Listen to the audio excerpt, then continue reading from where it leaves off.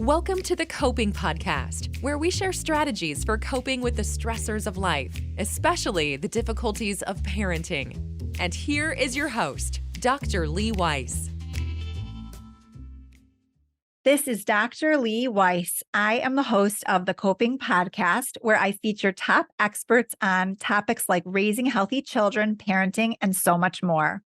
Past guests include therapists Dr. Fromm, Dr. Sira, Ben Kessler, neuropsychologist Lisa Novak, dietitian Lara Field, and many more. Just a quick disclaimer, the information provided is for educational and informational purposes only. This is not intended to provide mental health treatment and does not constitute a client-therapist relationship. The information provided is not a replacement for being assessed and evaluated by a licensed professional and is not intended to replace mental health or medical advice.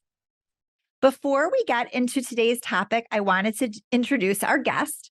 Leslie Randolph is a life coach who specializes in helping teenage girls and adult women build more self-confidence and get more intentional about what they want.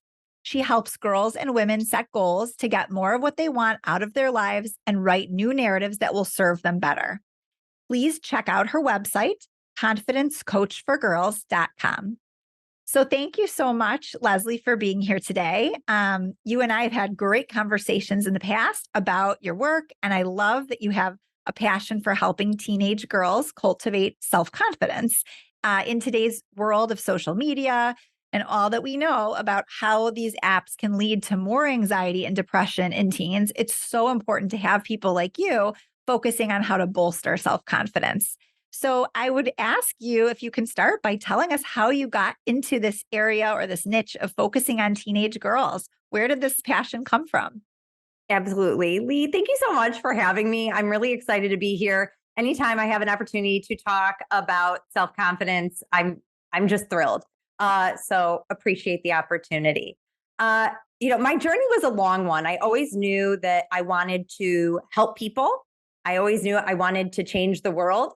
It just took me many decades to get there. So I won't tell the story that starts in second grade with this desire to change the world.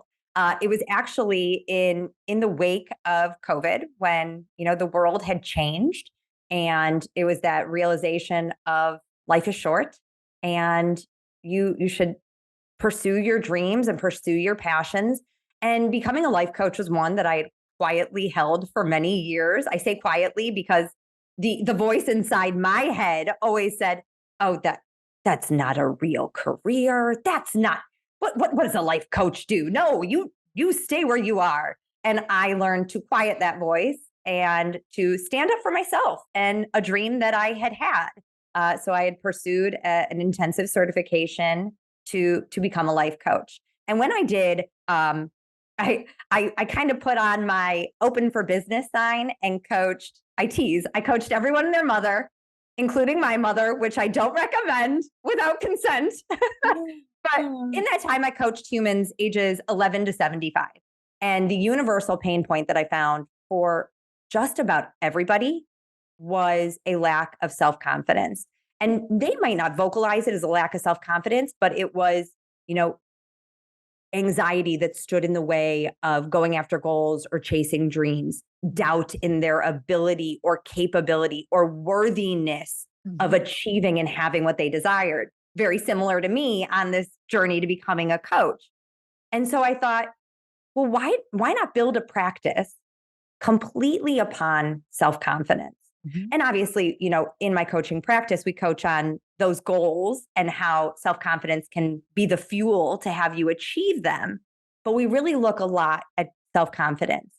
Now, as I coached these older adults, I realized it was really a reprogramming of beliefs that they had held for so many years that we now had to do like a rewiring of their brain. And as my business grew, I thought, wow, I wish I could get in on the ground level of the belief system. So rather than doing a reprogramming that you are worthy of love, including your own, that you can choose to believe in yourself and learn to trust yourself, what if that was just at the foundation? And in those teen years, those formative teen years, that is where we can get in. I often think what my teen years and then my 20s, and then my 30s would have looked like if I knew then what I know now. So my intention and my hope is that every teenager has a cheerleader like me in their corner, or even better yet, they fire me and become their own cheerleader in their own corner and go after their goals and chase their dreams. It's so interesting. I feel very similarly in terms of why I gravitated toward working with children. That again, it's so much easier in a way to be able to help them avoid some of those bad habits. If you're able to kind of like you said, rewire the brain at such an early age and reprogram beliefs. So I love that you just voiced what I felt for a very, very long time. Yeah. So changing people's voices, their self-talk, their belief systems. Tell me a little bit about how you teach this to your teenage girls. Sure. So if we look at research, and obviously research will vary, but you can find many studies that say we think about 60,000 thoughts a day. That is a lot of chatter going on in that beautiful brain of ours, right? And I don't think we are often taught, I know I wasn't, that our thoughts are not facts. Our thoughts are not truths. Our thoughts, and this is what I offer to my clients, are just optional sentences in your brain. Love that. Now you can choose to believe them, and then certainly they become true to you. But if we don't have that awareness that what's going on in that beautiful brain of yours is not, set in stone, is not a fact, then it makes it very hard to challenge your thinking. So that is one of the first things that I teach my clients, of becoming an observer of what's happening up there, tuning into our thoughts. A lot of times we're not tuning into our thoughts. We are very well versed in the feelings, anxiety. We feel that tightness in our chest, that doubt. We feel that pit in our stomach, embarrassment. We feel the hot in our cheeks, but we don't take a moment to then go up here and say, what is it that's going on in my brain that has me feeling this way? Because our thoughts are what ultimately cause our feelings. Now we might feel the feeling first, Right. but we can slow down enough to then come up here and say, what's going on here? Then we can check in with it. So you're able to provide, it sounds like, some very basic psychoeducation or teaching of how do we first identify what our thoughts are, right? And there's thoughts that are perfectly fine that you wouldn't want to reprogram, right? But like you said, there's some of these thoughts that are causing pain or stuckness, as I like to say, and maybe leading to a negative feeling. So you're first kind of helping, it sounds like, the teens just identify what those feelings, or what those thoughts rather are. Okay. Absolutely. Okay. Awareness is the first step here, Awareness. right? Awareness is the first step of just checking in with what goes on in that brain. And I sometimes with my teen clients talk about it. We have a bestie brain and a bully brain. Yes. The bully brain is the one that's telling you, you can't do that. Who do you think you are? What's wrong with you? And I call it the bestie brain because you would never say those things to your best friend. But we reserve that self-talk for ourselves. Right. And then the bestie brain is like, you can do it. And if that seems like too much a leap, it's, you can try. Right. I believe in you. Right. There's nothing wrong with you. Right. And so we have this spectrum of thoughts. But if we don't first become aware of what it is that we're thinking and don't lean into this possibility that our thoughts are not facts, then we can't change them. And if we follow the breadcrumbs of our thoughts cause our feelings are also what then drive our actions. So if we think about a teenager in class of, I don't know the right answer and I'm going to die of embarrassment if I say it wrong, chances are you're not going to raise your hand. Right.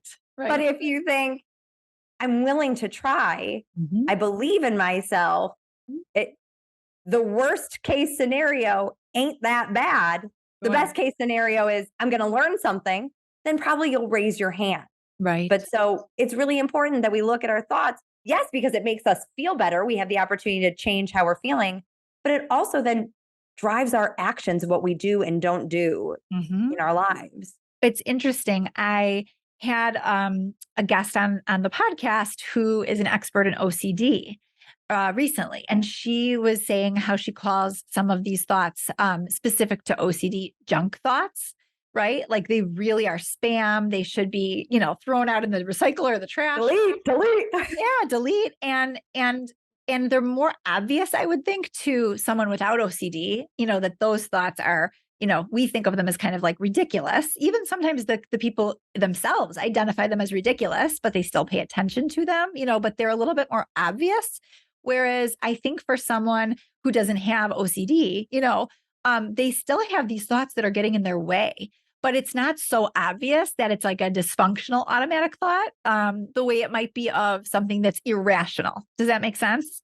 Absolutely. But it's the same concept of, like you said, you have thousands of thoughts, going through your brain. Which ones do I want to pay attention to? Yeah. And you can, like you said, there are some that are just kind of benign, right? Mhm. They're neutral and we don't need to pay attention to every single one. Right. But if we think of someone who has a goal of doing well academically, going out for the team, or going after another sort of goal, whether it's a social goal or academic or extracurricular, if your action is not taking you towards what it is you want, we got to check in here of what's going on up here that has you feeling doubt, anxiety, fear, which is then, or overwhelm, stopping you from going after what it is you want. Right. I'm wondering if you can give us an example of a teen girl who had identified with you what was a struggle. They weren't getting what they wanted, and what the thought was that was getting in the way, just kind of even when they first presented for you. Yeah. So I'll give an example personally of myself, Great. because I always say I am every client that I hope to help. And as I thought of this, what would my life have looked like if I had known then what I know now? Lee, you know this. One of the dreams that I had was to be an actress when I was younger. I loved being on a stage. I loved being in theater. I never once went on a professional audition. I went to college for theater and psychology and sociology and never did anything with this degree. And as I, looked at what it was that was stopping me, it was really this, I can't do it.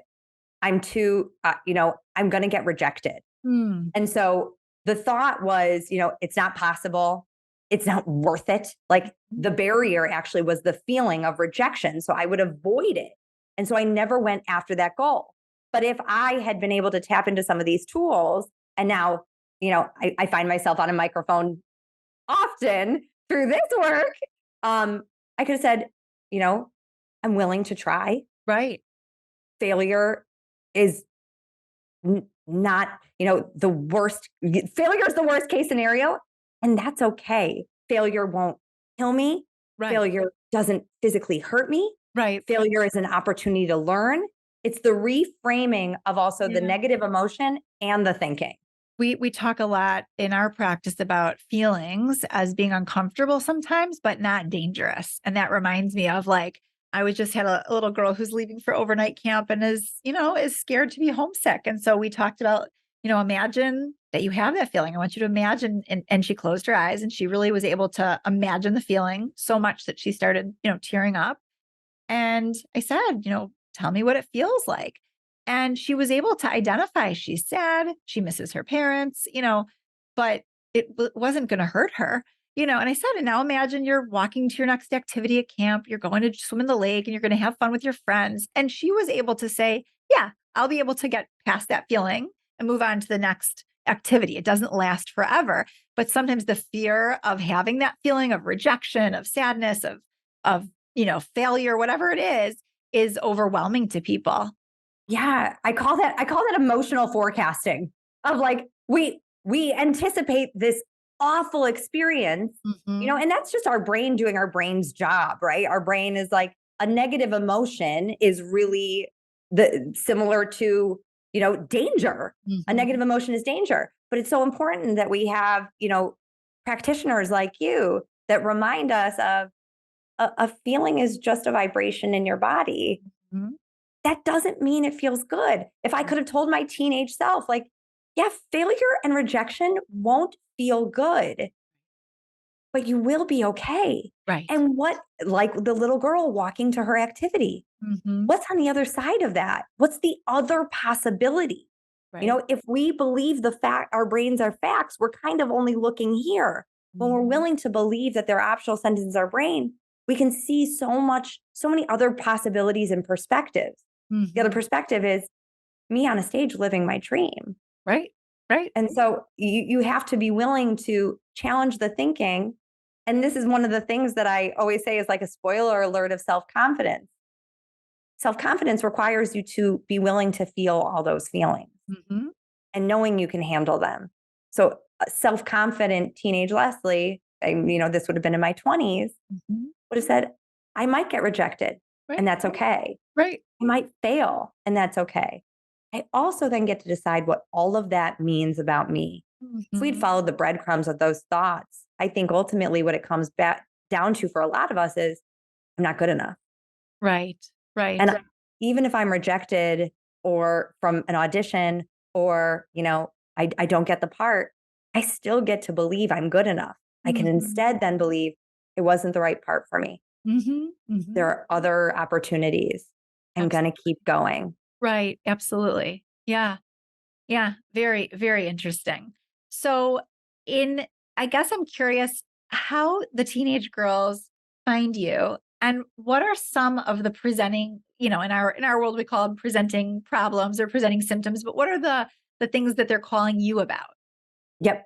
So mom is always the call. Mom Okay. is always the call. Teenage girls, I'm very careful of, I don't market directly to teenage girls. I Mhm. often say I'm the self-confidence coach for teenage girls and the teen that still exists in all of us. Right. Because I think as I'm raising a daughter and I'm also raising a son, we can see from this different vantage point of like, I know what's going on for her. Mhm. So I think the greatest symptoms, if you will, the Mhm. presenting, what I see is anxiety, Mhm. is doubt, which comes out through negative self-talk Right. often, Right. this kind of putting ourselves down or holding ourselves to impossible standards and then, making ourselves not good enough when we don't meet them. Um, and so that's when mom will call me. And it might also show up in her, not reaching out to friends to make plans, feeling isolated socially, or struggling at school because she's not trying Right. or she is trying and she's not getting where she wants to be. Right. So doubt and anxiety are usually the Achilles heels. Sure. Sure. No, that makes a lot of sense. And again, as I said, kind of when I introduced you, there's a lot out there, unfortunately, for teenage girls, I think specifically on social media that can really bring them down in terms of their self confidence. And so I think the work is really important because I do think they're at a disadvantage, right, in today's world, the way they think they should be a certain way. Yeah. The models out there are models of perfection that are unachievable, really. Yep. Yep. Yeah. A lot of shoulds and a lot of, again, these unrealistic standards of what this ideal is. Yeah. And again, that's just a thought. That's just a Right. belief of that being the ideal. We have to challenge that. So yeah, uh, body image is a very big one that I know personally, and I have seen in my practice Mm. of I will only feel, I put it in two categories. I will only feel self confidence as soon as, or I'm not enough. Well, I'm not athletic enough. I'm not smart enough. I'm not pretty enough. I'm not skinny enough. Fill Mm. in the blank of enough. Right. But as soon as I'm skinny enough, as soon as I'm pretty enough, as soon as I make the team or get the grade, then I will feel self confident. And Wow. so, where I really want everyone to start is self confidence is not something that we get externally. Right. I know, again, when I was in high school, I thought self confidence was kind of this genetic lottery ticket that was reserved only for skinny, pretty girls, because that's Oh, what I saw on TV. right. That's what I saw on magazines. And now this is what our our teens are getting flooded with Mm, on social media. right. So the idea that they have to learn to love themselves, like unrelated to any achievement or look or outcome, but just Yeah. their inherent self-worth. 100%. I Yeah. mean, we are all worthy. We are all enough. Right. We, I often say, like, you are the only you in this world. Mm. That alone makes you such a gift. That makes you Mhm. so worthy. And And actually, in terms of being worthy, I think of I'm working with some 20 somethings, right, who are dating. And we talk about, do you feel worthy of love? Right? Because if they're putting this kind of out there into the universe that I am not worthy of love, for various reasons in their pasts, they're unlikely to attract someone who treats them a certain way, and so that's, again, it comes from within first. yeah, absolutely. I had a wonderful therapist when I was a child who talked about it as she's like, so if we think of humans as Swiss cheese or as cheese, there are a lot of us that are walking around as Swiss cheese looking for other people to fill our holes. Oh. But instead, it's up to us to fill ours. So, yes, 100% self love is one of the cornerstones of self confidence. Mhm. Seeing the goodness and the gifts that you have and only you have. But we often don't train our brain to focus on that. But if we Right. go back to where we started of your thoughts are optional sentences in your brain, Mhm. we need to flex that muscle of focusing on Mhm. what is amazing about us, what Right. our gifts are, what our strengths are. Right. And so when you're working with a teenage girl, I'm curious, like I want to be a fly on the wall in one of these coaching sessions. And I'm curious, what are the strategies or the tools? Like, are they filling out worksheets? Are they, crossing out their old thoughts and writing in a new thought? What kind of things do you do with them, in terms of like concrete examples, just so we can kind of sink our teeth into what it looks like? Yep. So there are many tools. And I always say my coaching is not off the rack, it's couture. And I know you're probably the same. So I Yeah. meet everyone where they are. So obviously a teenage girl or even, my college age clients, they're not going to want to do homework. They've got enough of it. So we also want to just offer tools that are accessible at all times. So one of the things that I offer the majority of my clients is morning mirror mantras. It's as simple as putting a post-it note on your mirror with some beautiful, deliberate beliefs that, again, strengthen that muscle of training your brain to look for the good that is in you. And I sometimes, offer like borrowed beliefs of what I can give them, but it's really important that each client, because it is unique to them, comes up with their own. So some of my teenagers and some of my clients at all ages and stages, Mhm. something as simple as I matter. I am important. My best is good enough. Mhm. I am worthy of love. I am worthy of my own love. It needs to create the same way you and I were talking about. We're so intimately acquainted with what anxiety feels like in the body, what insecurity feels like in the body, what doubt feels like in the body. It needs to create a different vibration, Mhm. one that almost bubbles up that confidence, that bubbles up that love. So I Yeah.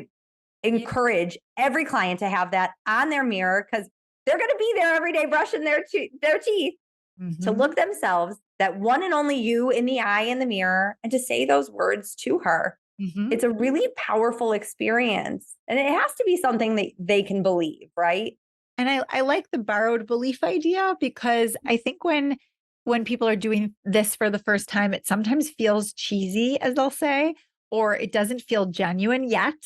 Like they don't really fully believe what they would like to eventually believe. But eventually they will if they continue to say it to themselves, look themselves in the mirror in the eye, and make it a goal that they get to a place where they actually believe it. So sometimes I'll use the phrase fake it till you make it in social situations. So even if you're not feeling self-confident, if you're a teenage girl and you walk into a room like, with your head down and your body language like this, you're probably not going to feel that confident. You're not going to portray an air of confidence, other people will respond to you in kind and so forth. And so even if you're feeling like terrified inside, if you could put your shoulders back and your and chin up high and kind of like walk in with a smile, chances are you're going to actually feel like, yeah, I do got this, right? In a different way, and others will respond to you. So I love the phrase, I had not heard that before, but borrowed beliefs.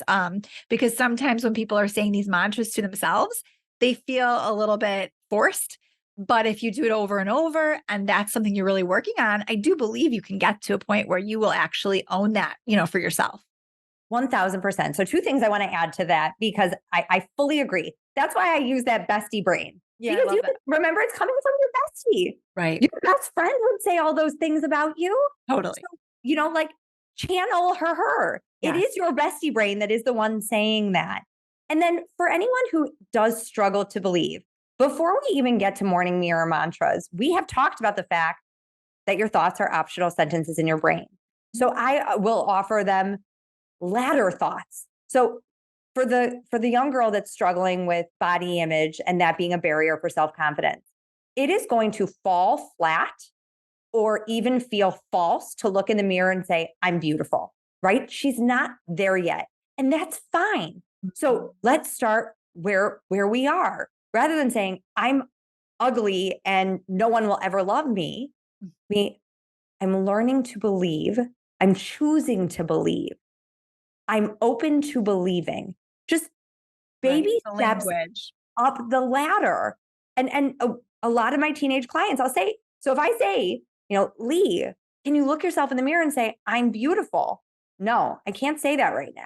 I don't believe it. Then don't, because self-trust is also one of the cornerstones of self-confidence. So we don't want you saying something that doesn't feel right. Mm-hmm. But a lot of my teenage clients will say, it feels good when I say I'm choosing to believe, because it reminds them that their thoughts are choices. Right. And that is so empowering and powerful. So to look in the mirror, I'm choosing to believe I am worthy. Mm-hmm. I am choosing to believe, if again, we'll go to the body image, I am choosing to believe that all humans are beautiful and I am a human. Like, even if we don't want to get to sunshine and rainbows and, unicorns, fine. Meet you. And that's right. What I do. I meet my clients where they are. Yes. Ugly or something just totally self-deflating. Yeah. Neutral will always be better than self-loathing or, putting yourself down. Totally. Right. Okay. So you first start with kind of the psychoeducation and awareness of the thoughts that are getting in the way. It sounds like you give the teenagers some tools around kind of how do you start to change these thoughts and to change that narrative. Yep. I'll give you another one of my favorite ones, because your comment about being cheesy. I am cheesy. No, I'll say that to people all the time. Like, I know you're going to say this, but try it. I am cheesy. So when we notice a negative emotion, or we notice, this lack of self-confidence, like I want to raise my hand, I want to go up to this group of girls, I want to introduce myself to this person, but like we're going backwards away from it. So either we notice the behavior or the feeling. I tell them to cha-cha-cha. You cannot say cha-cha-cha without giggling a little bit, because then again, it forces you to take a breath. I mean, the most powerful tool in our toolkit is breathing, yet so many of us, including myself, forget to do it often. So you take a breath, you have a giggle, and you check in. What is it that I'm thinking? So you felt the feeling in your body, you check in with what you're thinking. And then you cha-cha, you challenge it. Is it true? 9 times out of 10, it's not. Your brain is just believing it's true. What if the opposite were true? Is there anything else that could be true in this moment? If it's about going after a goal or taking an action, what's the worst that can happen? Right. I know. It's even, the moms are like, why would you even entertain what the worst that could happen? Because the worst that can happen is often not that bad. It's not nearly as bad as people think it or imagine it to be. It's absolutely true. Right. And the worst that could happen, we've already talked about it, is a feeling. Right. You're going to feel rejected. You're going to feel embarrassed. You're going to feel right. And you move on. You can cope with that. Yeah, right. But then offer your brain, what's the best that could happen? I could end up on that stage. I could Right. meet this new friend. I could get the answer right in class, could learn something.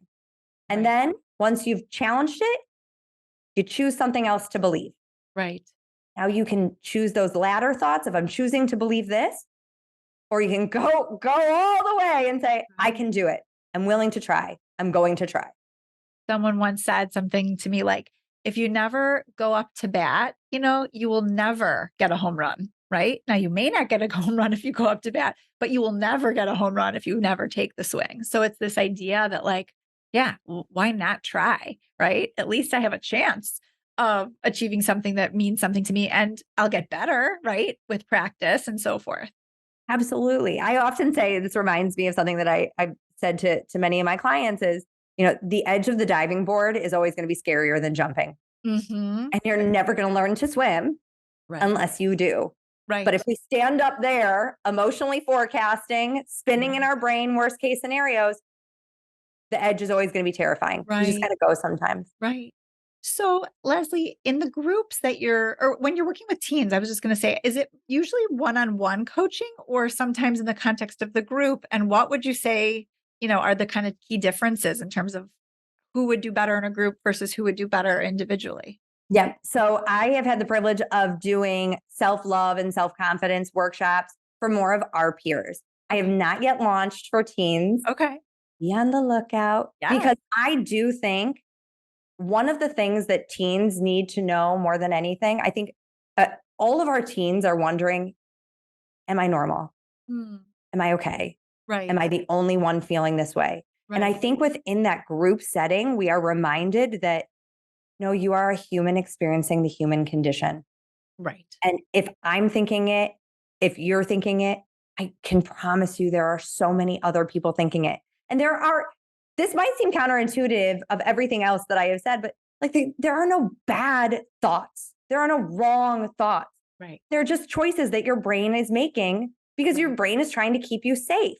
And I think in that group setting, we can be reminded of like, I'm not alone. Hmm.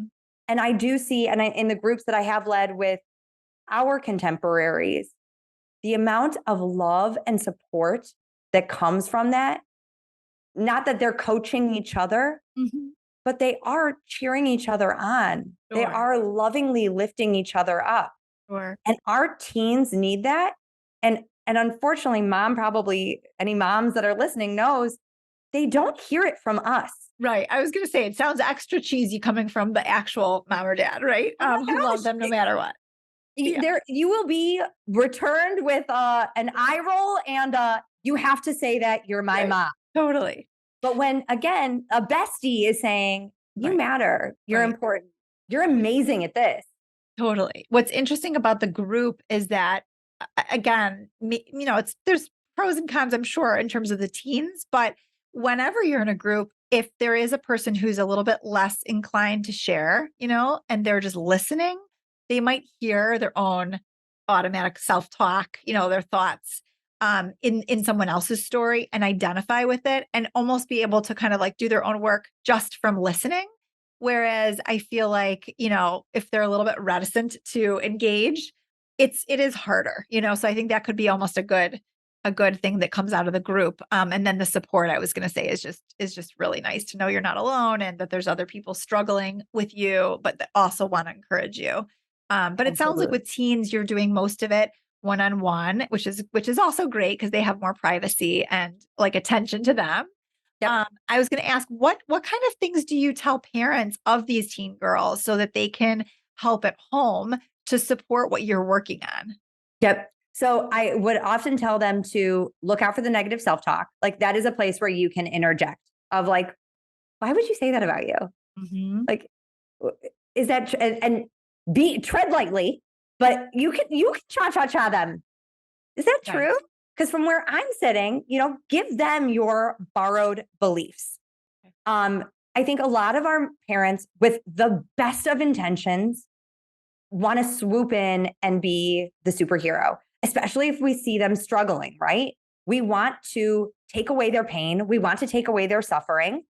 And the greatest gift that we can give our teens, and obviously this is situational, so please know that, is to let them figure it out for themselves. Mhm. Probably the greatest gift that we can give our teens is to let them fail and Mhm. to and to sit in that Right. and to know that discomfort. Because if we go back to that diving board, if they are so afraid of failing, they are never going to go after. Failure is a part of life. The Right. same with anxiety. You know, when anxiety becomes debilitating, yes, that is when we need to reach out to an expert like Lee. But if it is situational anxiety, Mhm. we need to let them experience it. I am a huge proponent for medical intervention, mental health support, and medication when it's needed. But the greatest tools are the ones that we have within because we always have access to them. So we need to learn how to manage our anxiety. And so that is a gift that we can give our teens. It Mhm. is so hard for a parent to just sit back. So the greatest gift we can give our kids is love. We love them.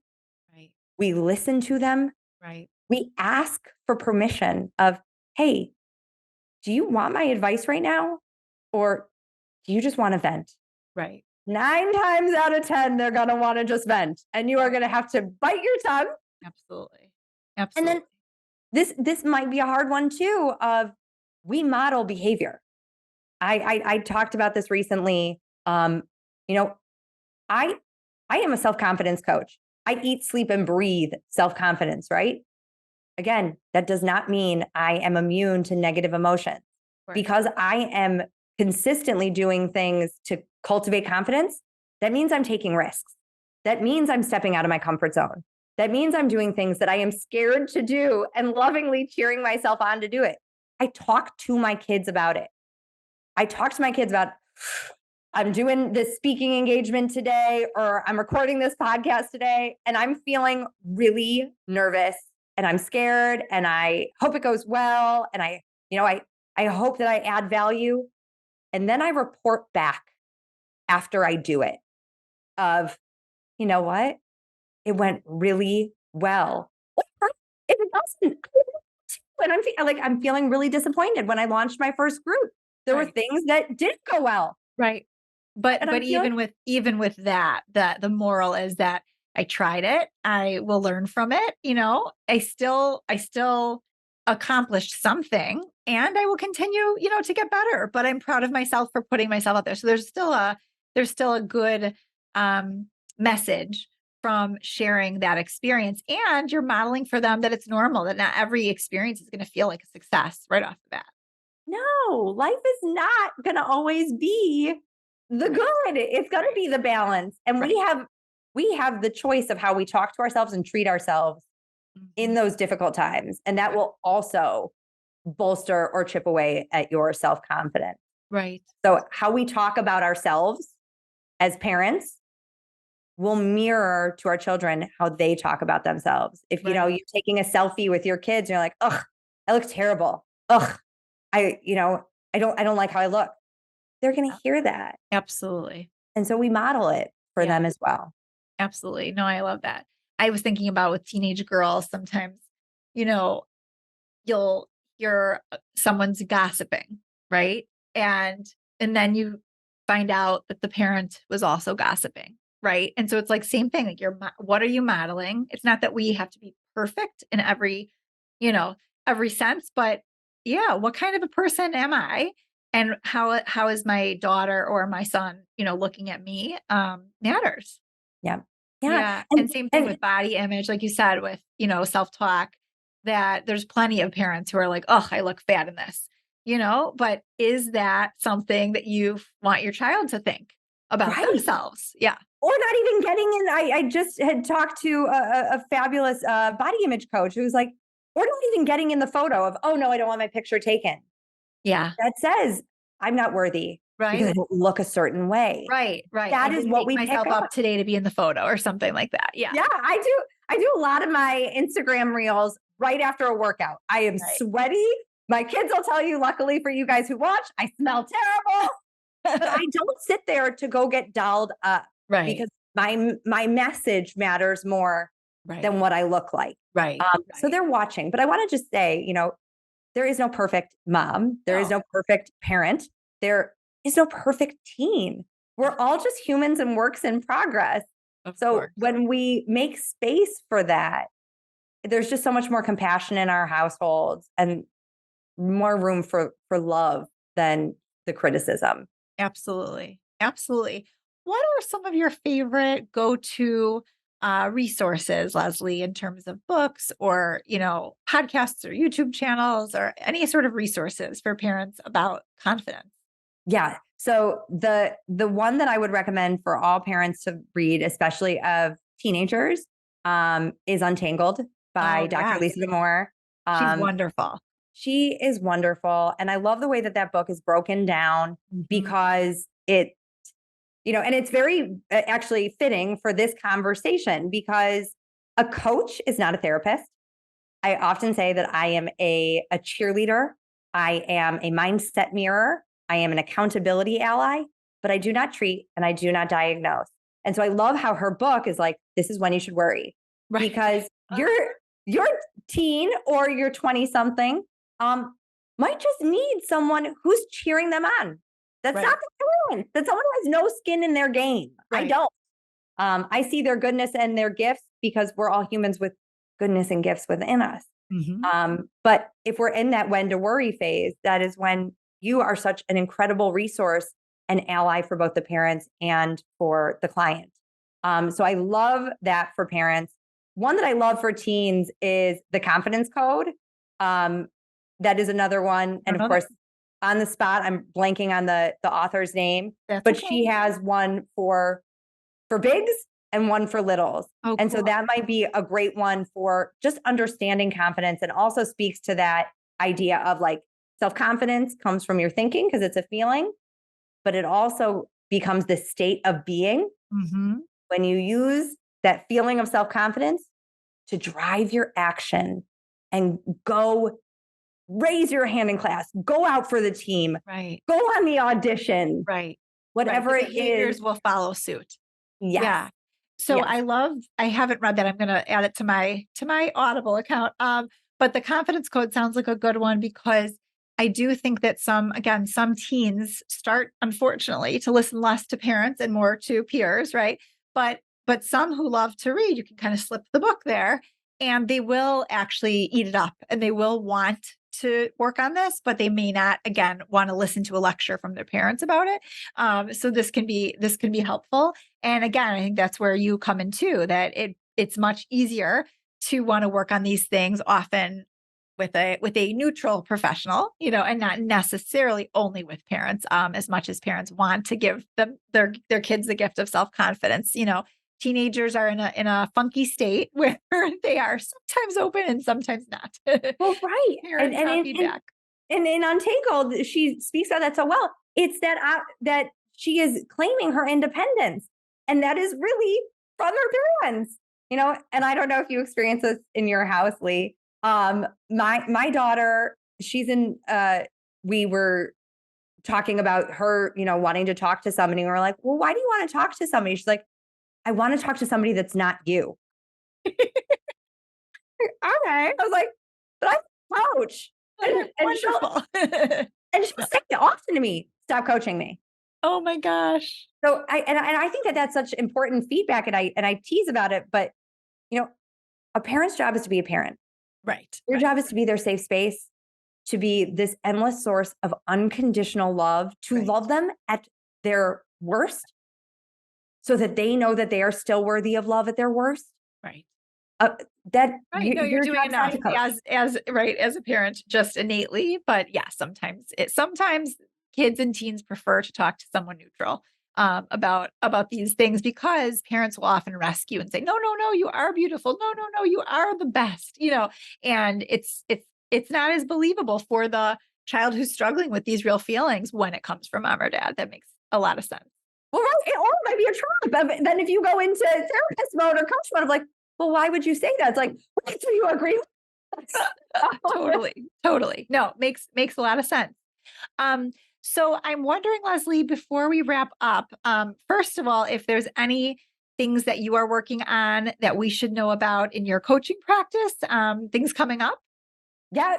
So I am doing a webinar that, this was kind of just a brief overview of some of the work that I do, but I'm doing a nitty gritty of self-confidence. It's Yes, You Can, Self-Confidence Simplified.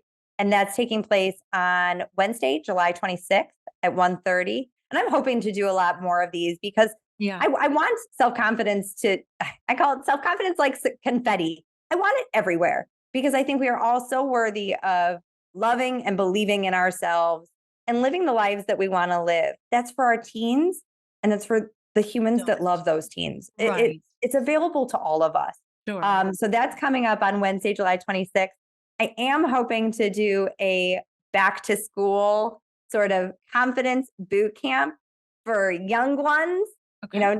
Just to get on your superhero cape to go back to school where you can be brave, awesome, confident, and kind. And that's good especially for kids and teens who are dreading the return to school and get extra anxious, before that transition. That's really tough time for most teens. Yep. This one's going to be for And littles. littles too. Yeah. Well, This one's for littles. Littles who are, loving school, great. But there's a lot of littles who, for various reasons, are anxious about returning to school. So that's wonderful. Yeah. And how would people find like the details of how to register and things like that for those webinars? Yep. So just come on over to confidencecoachforgirls.com. And if you get on my mailing list, you'll get all the details about it.